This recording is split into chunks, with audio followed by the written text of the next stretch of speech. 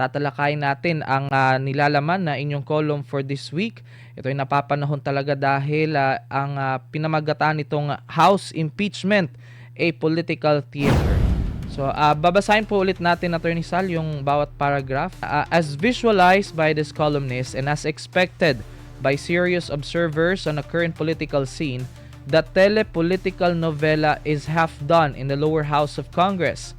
The theatrical script on the impeachment complaint against Vice President Sara Zimmerman Duterte, crafted by the latter's political enemies in Congress, was verbalized and acted by the players, particularly the House of Representatives Justice Committee members, whose task, according to them, is to determine the sufficiency of the form and substance of the impeachment complaint, as well as the existence of probable cause for them to recommend to the House plenary to vote for its transmission to the Senate for trial. The key actors appear to have memorized their lines and have no difficulty in verbalizing them with an appearance of spontaneity and deliberation, believable enough to earn them acting kudos, while others clumsily foul up their parts, exposing their ineptness. Sinasabi po natin sa ating column today sa The Manila Times, yan pong impeachment dyan sa House of Representatives. Parang telenovela sa politika. At meron talagang script yan. Matagal na natin sinasabi sa ating program. Na yan, pinagplanuhan yan. Kaya yung mga aktor at mga actress dyan, may kanya-kanya ng mga linya na dapat nilang sabihin sa pelikula yan, sa drama yan, sa stage play na yan. At ang bawat isa, mukha namang memoryado ang mga linya nila. At alam na nila kung ano ang mga sasabihin nila. Magagaling. Yung mga iba naman, siguro mahihina. Mahihina yung mga kokote. Kaya nagkakata sila ang kanilang mga linya. Pamali-mali. Pero maliwanag pa rin na ito ay ginawa ng mga kalaban ni VP Sara dyan sa Kongreso. At alam naman natin na layunin talaga, wala namang iba. Kung hindi tanggalin siya sa pagka-vice presidente sapagkat siya under the rule of succession sa Ligang Batas, ang papalit sa presidente, ano man ang mangyayari sa kanya. Kaya yan talaga, maliban pa dun sa kailan na yun, gusto talaga nilang tanggalin si VP Sara bilang kandidato sa pamunuan. Yan o talaga ang political script na tinatawag. Nobela, may gumawa niyan. Kaya kailangan talaga bawat mga papel na gagampanan ng mga kasama sa pagplano at pagsira kay Inday Sara ay kailangan gawin nila. Kundi mapupulilyasa sila. Pero sa ngayon, mukha naman okay ang palabas kahit nagwawala yung iba. Ayan. At mababasahin na po ba natin yung sumunod na paragraph, Attorney Sal? Sige. Ayan. The political drama, of course, refers to how they will execute the political plan to impeach the Vice President to remove her from succeeding to the presidency according to the constitutional rules on succession, and more importantly, to permanently bar her from being a candidate in the 2028 presidential election, given that credible surveys place her as the runaway winner in the forthcoming electoral battle for the highest office. Consistent with this political stage play, the Justice Committee members, except for one solitary dissenter, unanimously voted to declare the impeachment complaints against VP Sara as sufficient in form and substance, despite the fact that no ultimate facts have been averred, and even if the allegations in the impeachment complaints are assumed to be true, they do not constitute impeachable grounds. Up to the end, notwithstanding the absence of any accompanying proof attached to the impeachment complaints, whether documentary or testimonial, the absence of which constitutionally requires them to dismiss the said complaints for lack of probable cause. They proceeded to conduct what their chairperson called as a mini trial. But after being heavily criticized for making this designation, it was changed to preliminary investigation.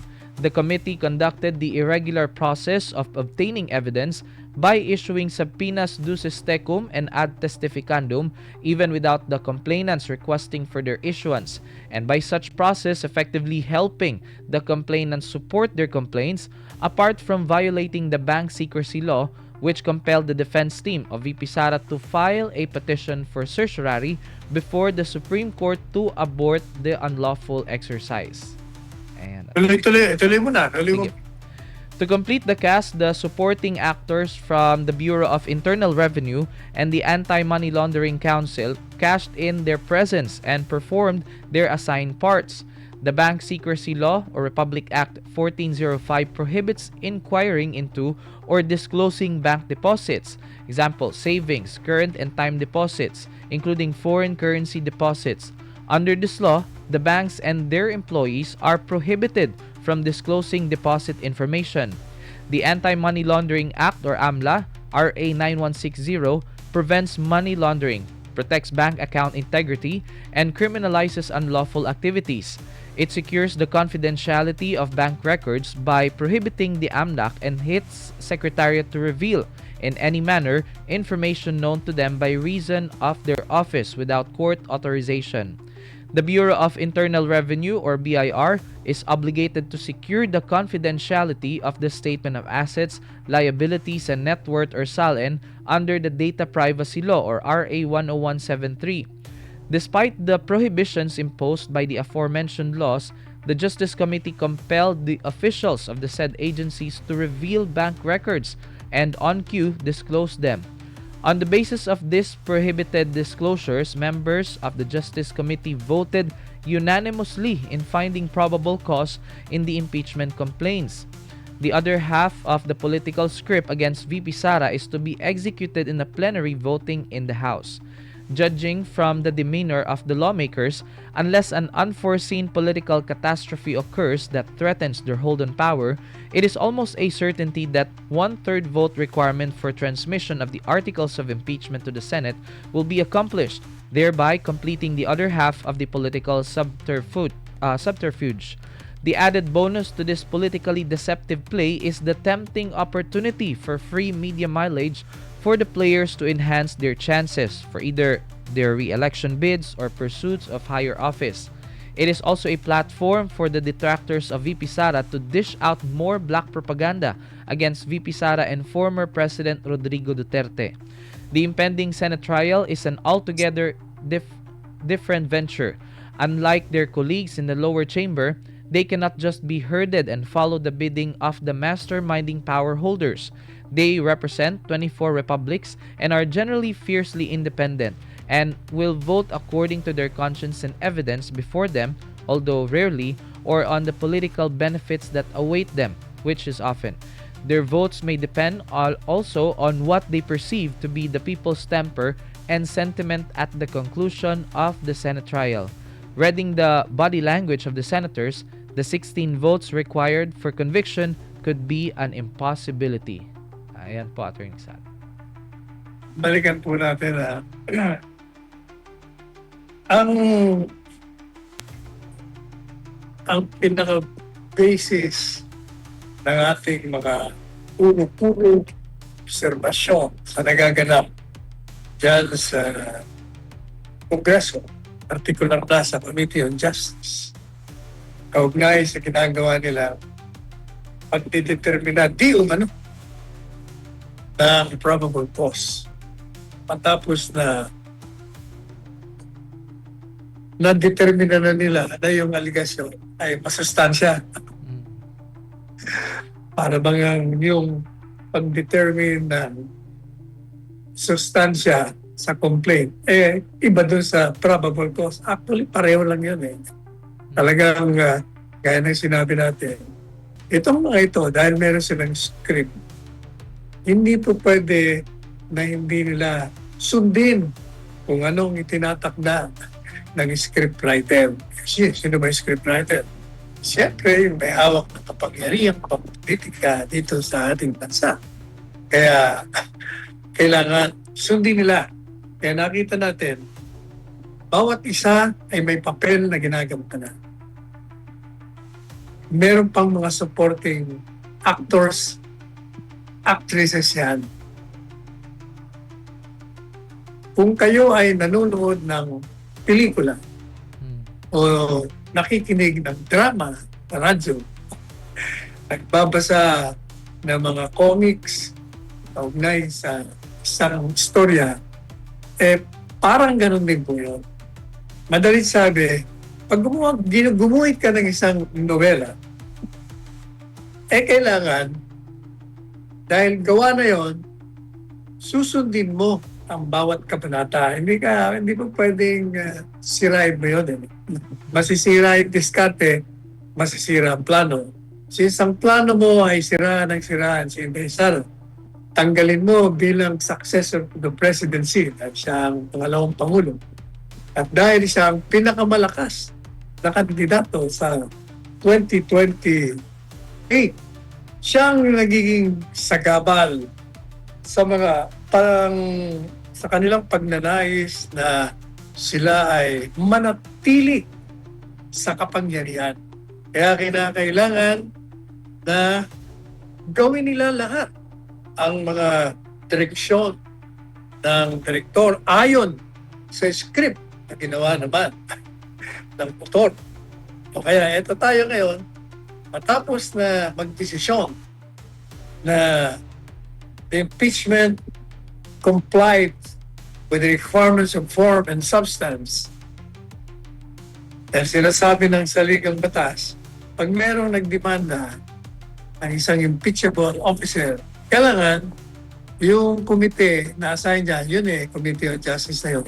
Tignan mo, sigurado ka ba na ito'y sumusunod sa requirement ng forma? So, nagsabi sila, okay ito. Tinignan nila yung sustansya. Okay pa rin to. Ano ba ang ibig sabihin ng sustansya? What exactly do you mean by compliance of substance? Ibig ko sabihin yan, yung itinimanda mo,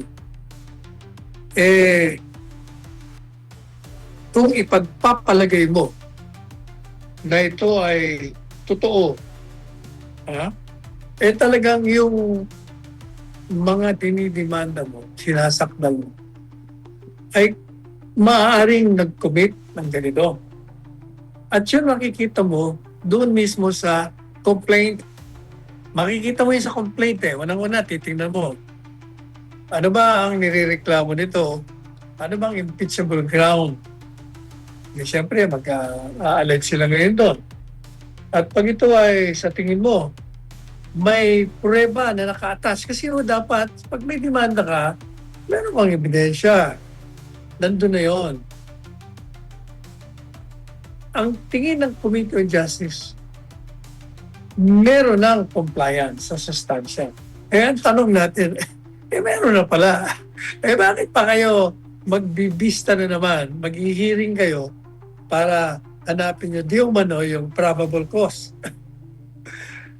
Kaya hindi ba kano itong si Luis Strong at yung ibang miyembro nagsabi na, kailangan mag-mini trial muna tayo rito para tingnan natin kung may probable cause.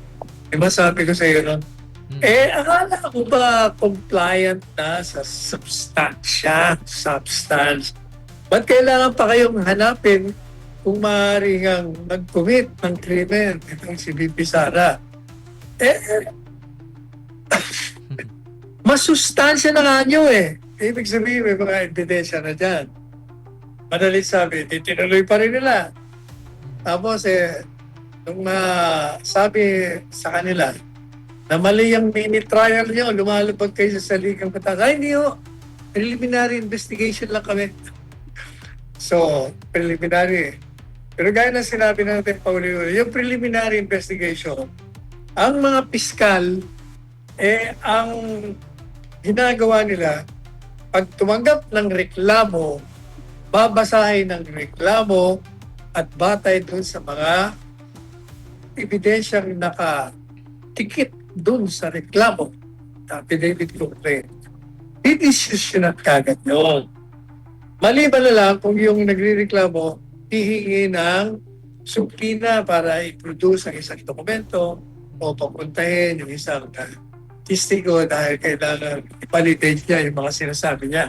Hindi ho ang piskal magsusubpoena ng sarili niyang desisyon. Kailangan merong nakikiusap, hihingi ng permiso.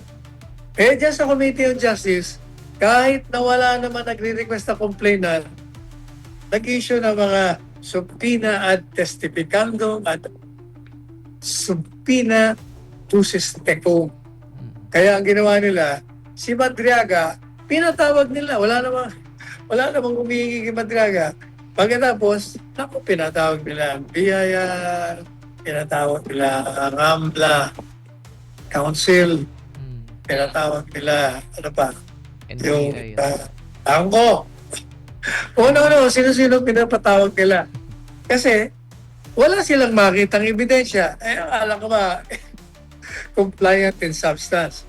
Madalit sabi, alam nyo, pag ginagawa ko yun, na nagsusumpina ka na kung sino-sino, ang hindi ka naman hinihingihan ng permiso o nakikiusap ang mga nagre-reklamo na isumpina mo yun, ibig sabihin, tinutulungan mo. Hindi naman yan ang trabaho mo. Ang trabaho mo ay mag-prosecute on the basis of the evidence you receive and determining that there is probable cause.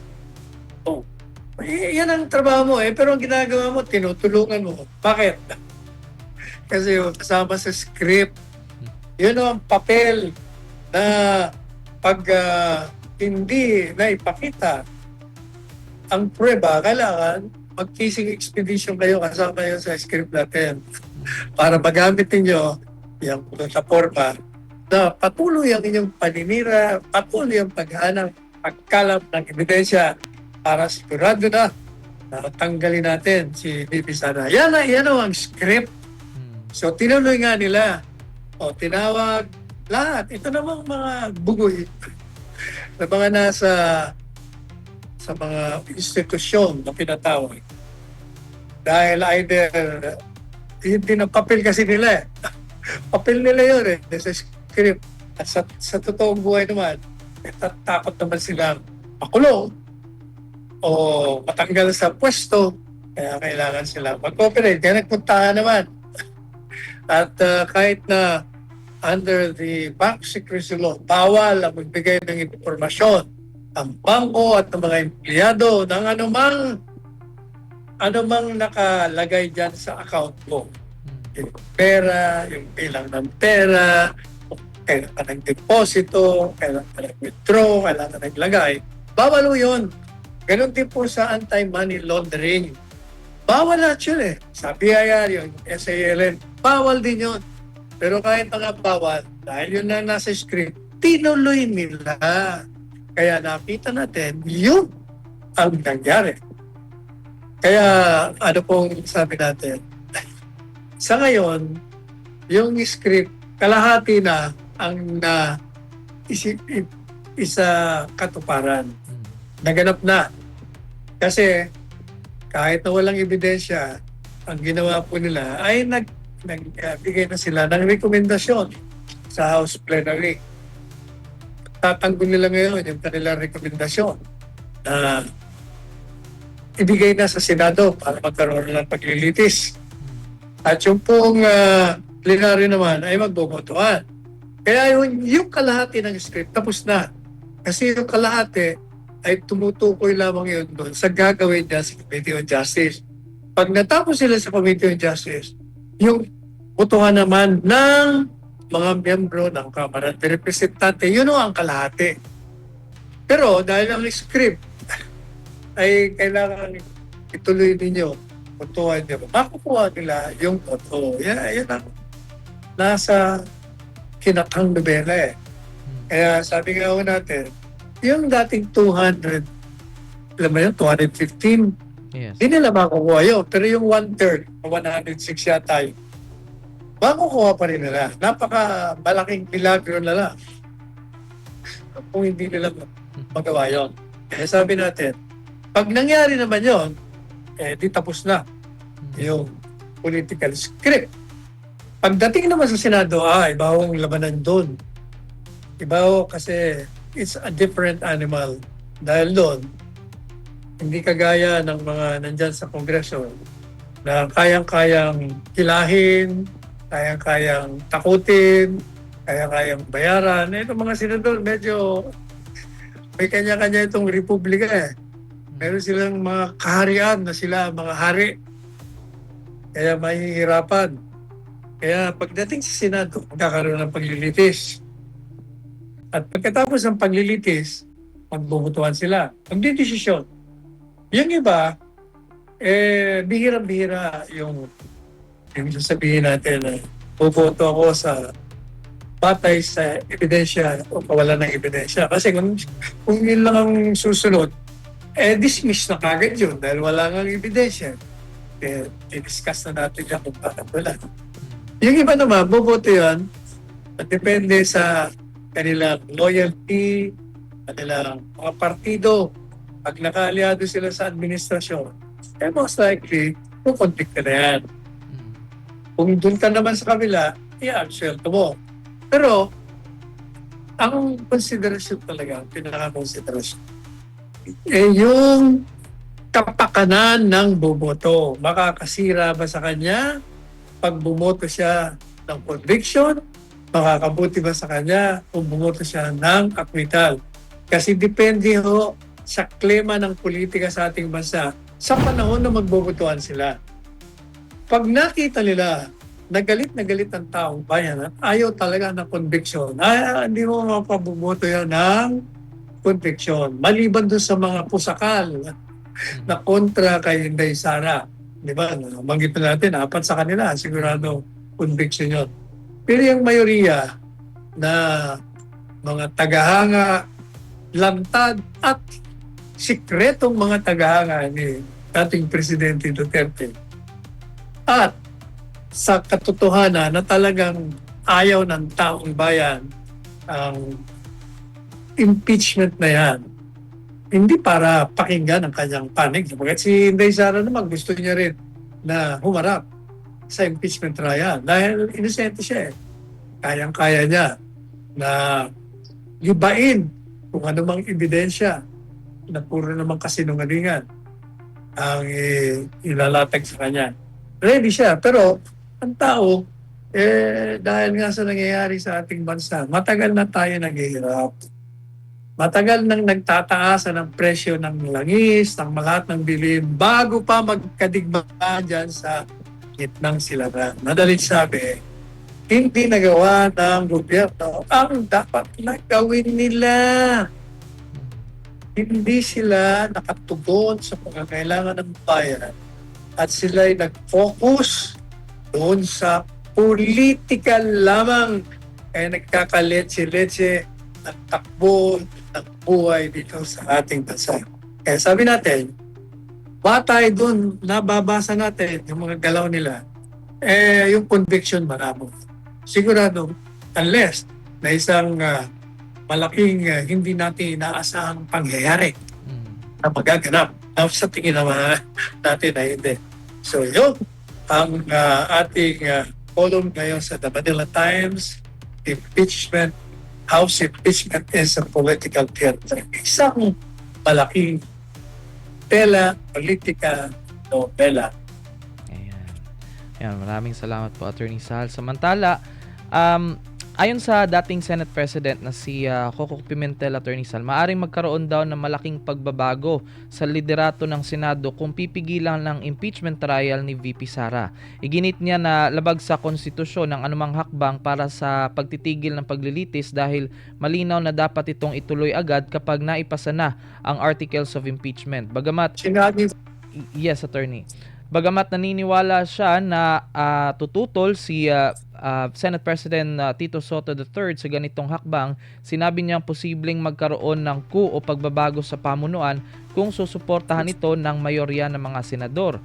Binigyan din niya na dapat kumonsulta ang mga senador sa legal experts at pairalin ang konsensya at ebidensya sa pagdedesisyon at hindi politika. Ano pong komento ninyo sa naging pahayag ni dating Senador Coco Pimentel, attorney?